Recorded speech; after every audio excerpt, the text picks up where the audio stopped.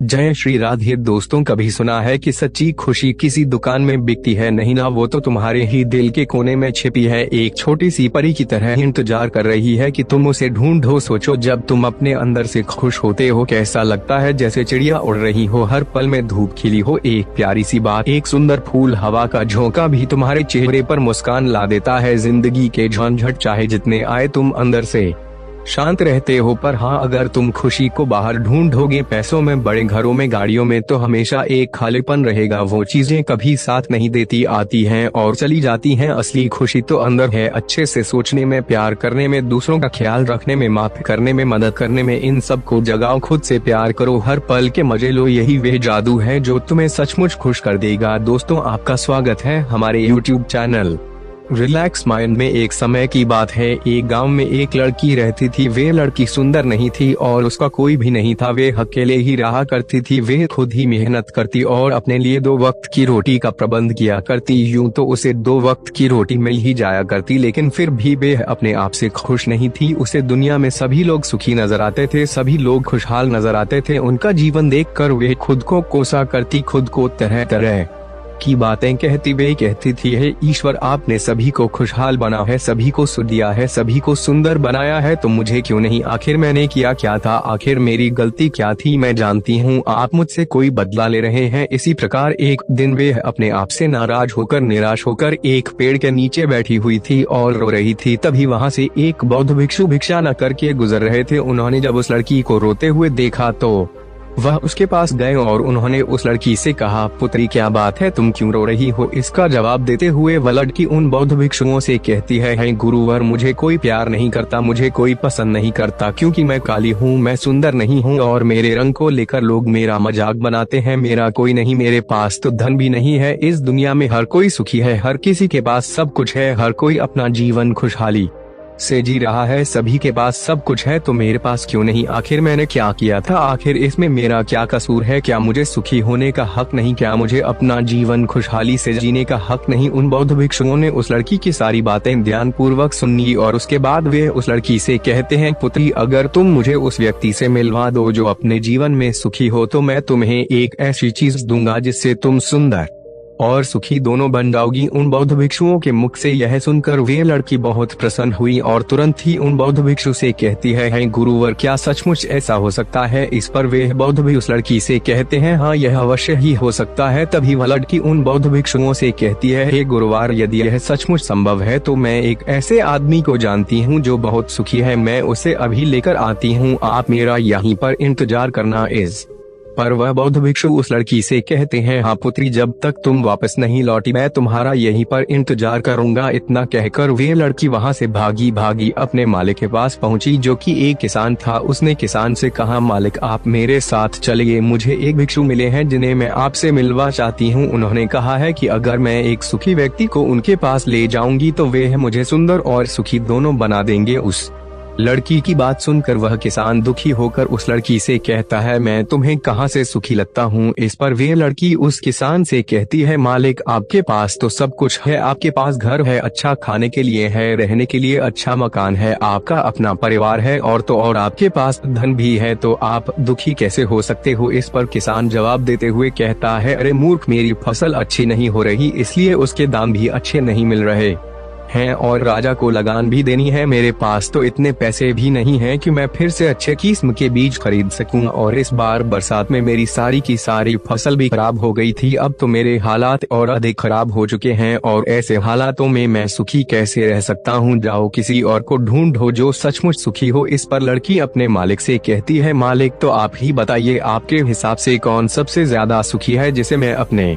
साथ ले जा सकूं? इस पर वह किसान कुछ देर सोच विचार कर उस लड़की से कहता है, मुझे लगता है कि व्यापारी बहुत सुखी है। उन्हें ना तो फसल उगाने की चिंता है और ना ही फसलों की देख रेख करने की, उन्हें तो बस फसल खरीदनी होती है और वे उसे कहीं से भी खरीद सकते हैं और तो और वे अन्य चीजों का भी व्यापार करते हैं जिनका मौसम से कोई लेना देना नहीं होता और वे लोग हमसे कहीं ज्यादा अधिक धन भी कमाते हैं। लोग उनका आदर सम्मान भी करते हैं, मुझे तो लगता है कि वही सबसे सुखी हैं, तुम उन्हीं के पास जाओ। लड़की अपने मालिक की बात सुनकर वहां से भागी भागी एक व्यापारी के पास जा पहुंची और उस व्यापारी से कहती है, मालिक आप मेरे साथ चलिए, मुझे एक भिक्षु मिले हैं जिन्हें मैं आपसे मिलवा चाहती हूँ। उन्होंने कहा है कि किसी ऐसे सुखी व्यक्ति को ले आओ जो सचमुच सुखी हो और उसके बाद वे मुझे एक ऐसी चीज देंगे जिससे मैं सुंदर और सुखी दोनों हो जाऊंगी। उस लड़की की यह बात सुनकर वे व्यापारी दुख भरे शब्दों में उस लड़की से कहता है, अरे हमारे जीवन में कहाँ सुख है, चारों ओर से तो हमें दुख ने ही घेर रखा है, चोर लुटेरे डकैत, हमें सबका ध्यान रखना पड़ता है, व्यापार में अभी बहुत घाटा भी चल रहा है और तो और राजा हमसे अतिरिक्त कर भी वसूल रहे, जिससे अब व्यापार करने में बहुत दिक्कत आने लगी है, हमें सुरक्षा भी नहीं मिल पा रही, जीवन पर हमेशा कोई ना कोई संकट मंडराता ही रहता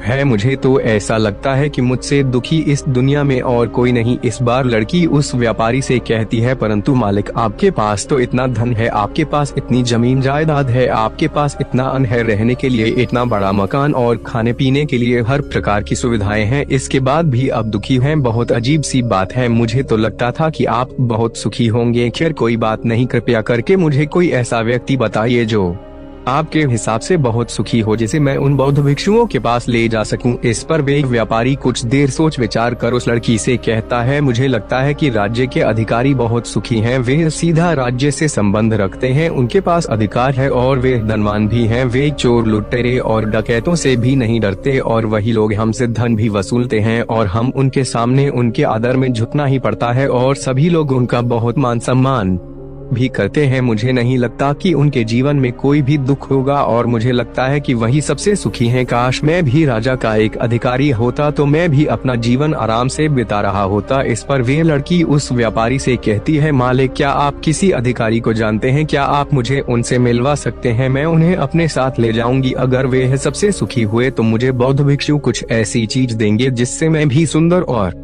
सुखी हो जाऊंगी। बताइए ना, आप मुझे किसी अधिकारी से मिलवा सकते हैं, मैं आपकी बहुत आभारी रहूंगी। व्यापारी को उस लड़की पर दया आ गई, उसने उस लड़की को एक अधिकारी से मिलवा दिया। लड़की ने अधिकारी से मिलने के बाद उस अधिकारी से कहा, मालिक आप मेरे साथ चलिए, मुझे एक भिक्षु मिले हैं जिन्हें मैं आपसे मिलवा चाहती हूँ। उन्होंने मुझसे कहा है कि अगर मैं एक सुखी व्यक्ति को उनसे मिलवा दूंगी तो वे मुझे एक ऐसी चीज देंगे जिससे मैं सुंदर और सुखी दोनों हो जाऊंगी। इस पर वे अधिकारी उस लड़की से कहता है, तुम्हें किसने कह दिया कि मैं सुखी हूँ, अरे मेरे जैसा दुखी व्यक्ति तो इस दुनिया में और कोई नहीं होगा। तुम्हें नहीं पता लेकिन हम पर कितना दबाव होता है, हमारे ऊपर कितनी जिम्मेदारियाँ होती हैं, हमें हर एक आदेश को पूरा करना होता है और वे आदेश भी इतनी आसानी से पूरे नहीं होते, उनके लिए हमें कितनी मुश्किलें उठानी पड़ती, कितनी दिक्कतों का सामना करना पड़ता है। राजा कुछ भी आदेश पारित कर देते हैं और उसे हमें लागू करना पड़ता है। जनता का गुस्सा और तरह तरह की मुश्किलें, सभी परिणाम हमें ही झेलने पड़ते हैं। और तुम्हें लगता है कि मैं सुखी हूँ, ऐसा कुछ भी नहीं है। अगर वे भिक्षु तुम्हें सुखी कर दें तो तुम उसे मुझे भी मिलवा, मैं भी तो सुखी होना चाहता हूँ, मुझे भी अपना जीवन खुशहाली से बिताना है। भला अधिकारी बनकर मुझे क्या मिला, रोज रोज तरह तरह की तनाव।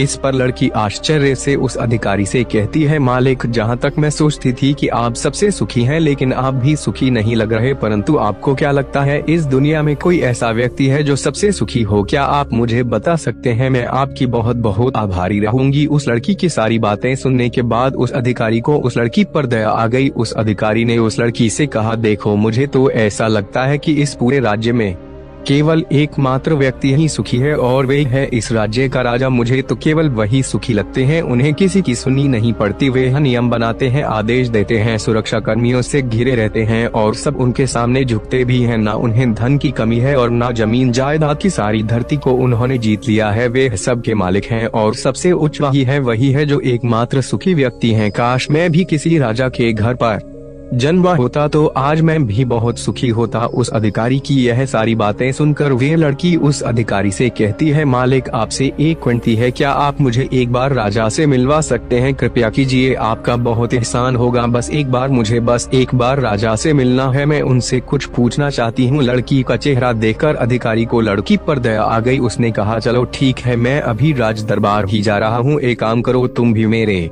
साथ ही चलो और वहाँ पर राजा से तुम्हें जो भी पूछना है तुम पूछ लेना। इतना कहकर वे अधिकारी उस लड़की को राज दरबार ले गया। राज दरबार पहुँचने के बाद अधिकारी की विनती करने पर राजा उस लड़की की बात सुनने के लिए तैयार हो गए और उस लड़की को राज दरबार में बुलाया गया। राजा ने उस लड़की से कहा, बेटी तुम अपनी बात निडर होकर कहो, तुम्हें क्या कहना है, तुम मुझसे क्या पूछने आई हो। इस पर वह लड़की थोड़ा घबराते हुए, थोड़ा डरते हुए राजा से कहती है, हे राजन, मैं एक संपूर्ण सुखी व्यक्ति को ढूंढ रही हूँ। मुझे एक भिक्षु मिले हैं और उन्होंने मुझसे कहा है यदि तुम कोई ऐसा सुखी व्यक्ति मुझसे मिलवा दो तो मैं तुम्हें एक ऐसी चीज दूंगा जिससे तुम सुंदर और सुखी दोनों हो जाओगी। काफी लोगों से मिलने के बाद मुझे यह पता चला कि आप ही हैं जो इस दुनिया में एकमात्र सुखी व्यक्ति हैं। तो क्या आप मेरे साथ उन भिक्षु से मिलने चलेंगे? आपका बड़ा एहसान होगा।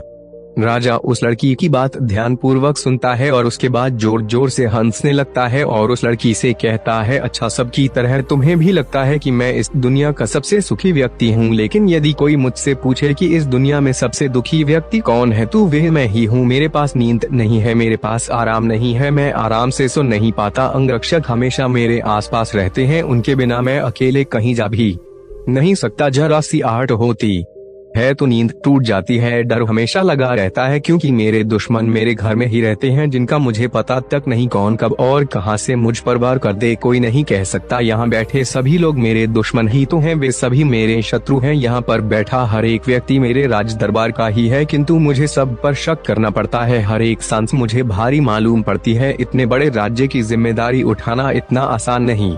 तुम्हें लगता होगा कि राजा के पास तो सभी ऐशो आराम है, धन है, दौलत है, जमीन जायदाद है, उनके पास किसी चीज की कोई कमी नहीं और इस हिसाब से तो उन्हें सुखी होना ही चाहिए, किंतु मैं तुम्हें बता दूं कि यह सब सुख नहीं देते। इस पर लड़की राजा से कहती है, हे राजन, क्षमा कीजिएगा, परंतु यदि सुख धन दौलत नहीं देती, राज्य नहीं देता, जमीन जायदाद नहीं देती, ऐशो आराम नहीं देता तो क्या हुआ, कम से कम सुंदरता तो सुख देती है। इस पर राजा एक बार फिर मुस्कुराते हुए उस लड़की से कहता है, पुत्री, सुंदरता जो मैंने देखी है, जो लोग शक्ल से सुंदर होते हैं उनके मन सुंदर नहीं होते। वे लोग तो एक मुखौटा लगाए घूमते रहते हैं, वे दूसरों को दिखाते हैं कि मैं कितना सुंदर हूँ, लेकिन समय सबकी सुंदरता छीन लेता है। एकमात्र सुंदरता मन में ही रहती है और जिसका मन सुंदर है वे हमेशा ही सुंदर रहता है। इस पर वे लड़की राजा से कहती है, हे महाराज, तो आप ही बताइए कि आपके हिसाब से इस दुनिया में सबसे सुंदर और सुखी कौन है। इस पर राजा लड़की से कहता है, पुत्री, मेरे हिसाब से तो एक गरीब व्यक्ति जो 2 वक्त की रोटी का प्रबंध कर सके, बस इतना ही, जो किसी तंत्र बिना किसी बंदिशों के बिना किसी भी दिशा में घूम सके, उसे कुछ भी छिन जाने का डर ना हो, कुछ भी लूट जाने का खौफ ना हो, जिससे रात को अच्छी नींद आती हो, मुझसे पूछे कि तो सबसे ज्यादा सुखी वही होगा। और इस हिसाब से मैं तुम्हें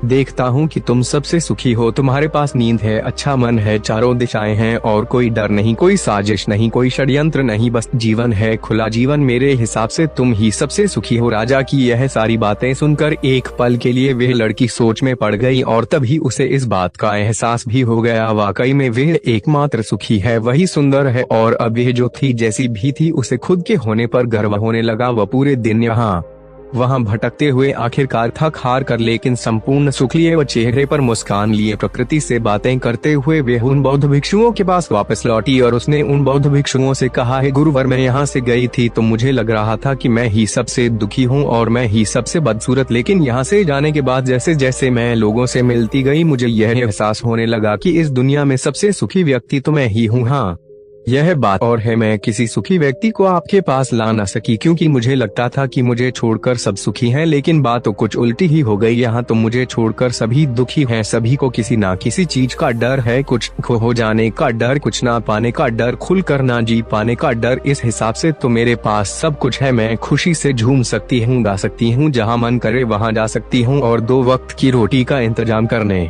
के लिए मेरे पास यह हाथ और पैर भी है। मुझे किसी चीज का कोई गम नहीं, मेरे पास ऐसा कुछ नहीं जिसके खोने का डर मुझे सताए। इस पर वे बौद्ध भिक्षु उस लड़की से कहते हैं, पुत्री, आखिरकार तुम्हें वे सुंदरता और सुख मिल ही गया, अब से तुम सुंदर और हो। यह कहकर वे बौद्ध भिक्षु वापस अपने आश्रम लौट गए और वे लड़की भी अब जान चुकी थी कि वही सबसे सुंदर और सुखी है। अब उसे किसी बात का कोई गम नहीं था, कभी अपने आप को अब गुस्सा नहीं करती थी, बल्कि वह अपने आप में हमेशा खुश रहती थी, हमेशा मस्त रहती थी। दोस्तों, हमें भी ऐसा ही लगता है कि हमारे पास कुछ नहीं और सामने वाले के पास सब कुछ है, वे कितना सुखी है, उसके पास हर चीज है, हर ऐशो आराम है, हर सुविधाएं हैं। किंतु ऐसा है नहीं, यह केवल आपके देखने का नजरिया है। असली सुख तो आपके पास ही है और वे है संतुष्टि। यदि आप अपने आप से संतुष्ट हैं, आपके पास जो कुछ भी है उसमें यदि आप खुश हैं, तो आपको कोई भी गम डरा नहीं सकता, आपको कोई भी दुख परेशान नहीं कर सकता। किंतु हमारी सबसे बड़ी तकलीफ यही है कि हम खुद को नहीं बल्कि दूसरों को ज्यादा देखते हैं, दूसरों से हम ज्यादा प्रेरित होते हैं और उनकी खुशी देखकर हमारे भीतर ईर्ष्या का भाव उत्पन्न होने लगता है। हमें तकलीफ होती है कि उनके पास इतना सुख कैसे है और हम इतने दुखी क्यों हैं, क्योंकि हम केवल उनकी तरफ ही नजर गड़ाए हुए हैं। हमने तो अपने पास देखा ही नहीं कि हमारे पास क्या है, हम उस पर कभी ध्यान नहीं देते, बल्कि हम तो हमेशा इस पर ध्यान देते हैं कि हमारे पास क्या नहीं है। और यही नजरिया आपको दुख और तकलीफों की ओर ले जाता है। आप चाहकर भी सुखी नहीं रह पाते, क्योंकि आपने अपना नजरिया क्या नहीं पर गड़ा रखा है। वहीं पर यदि आप इस तरह से सोचे कि मेरे पास बहुत कुछ है, रहने के लिए अच्छा घर है, खाने के लिए अच्छा खाना है, पहनने के लिए अच्छे कपड़े हैं, कम से कम 2 वक्त की रोटी का आपके लिए इंतजाम भी हो जाता है, लेकिन बहुतों के पास तो यह भी नहीं होता। तो क्या आप सुखी नहीं हैं? क्या आपके पास वे सब नहीं है जो उनके पास नहीं? जरा एक पल के लिए सोच कर देखिएगा। अब आप में से कितने लोग यह कहेंगे कि यह सब तो खाली बेकार की बातें हैं, ऐसा कहने से कुछ नहीं होता। लेकिन मेरी बात का विश्वास कीजिए, बस एक बार के लिए आप 4 घंटे के लिए यह प्रण कीजिए कि आप केवल सकारात्मक सोचेंगे और अपने जीवन में हो रहे सकारात्मक विचारों पर ध्यान देंगे, सकारात्मक घटनाओं पर ध्यान देंगे। आप देखेंगे कि वह दिन आपका बहुत अच्छा बीतेगा और उस दिन आप बहुत अच्छा महसूस करेंगे। आप जिस कार्य में हाथ डालेंगे वह कार्य पूरा भी कर सकेंगे। आप उस दिन जैसा चाहेंगे वैसा कर पाएंगे। क्या आप अपने आप को चुनौती देने के लिए तैयार हैं? क्या आप 24 घंटे केवल अच्छा सोचने के लिए तैयार हैं? दोस्तों, आपने आज के इस वीडियो से क्या सीख वे है, मुझे आप कमेंट में बता सकते हैं। इसी के साथ में उम्मीद है कि आपको आज की वीडियो पसंद आई होगी, तो इस वीडियो को उस इंसान को शेयर करें जिससे यह कहानी सुनने की जरूरत है, और उसी के ठीक बाद चैनल को सब्सक्राइब करें। तो चलिए फिर मिलते हैं ऐसी एक और नई वीडियो में एक नए मैसेज के साथ। तब तक के लिए अपना ख्याल रखें। धन्यवाद। जय श्री